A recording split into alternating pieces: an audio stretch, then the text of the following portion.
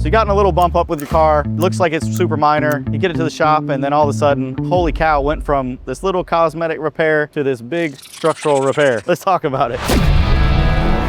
Many times a week, we get somebody that comes in with a little scrape, a little bump up, something like that. And most people, you know, they assume it's just that little bit of damage there. That's all you really got to worry about. And sometimes it is. That's great. A lot of times it ends up like this, where we're taking half a car apart for something. But you really don't know until you take them apart. So a lot of the cars, like these days, they've got plastic bumpers, things like that. And you get like a little scratch on it. It looks like a super minor repair. And that bumper will fold inside out and bounce right back. It'll look on the outside like a little scratch or little crack in the paint, something like that, and then you get it apart and there's all sorts of damage. A lot of these will start off as a customer pay and it'll be like, hey, this is just a little bumper job. I'd like to pay out of my pocket, and when it works out, that's fine. The problem is a lot of times it doesn't work out. But something to really worry about. That's what you got insurance for. That's what you pay all that money for every year is for that. So it is possible. So if you start a job off as customer pay, it is fairly easy to just tell them, hey, I got my car in, they got it apart and there's a lot more damage, and just file it with your insurance. It's really not a big deal. I know a lot of people think it seems like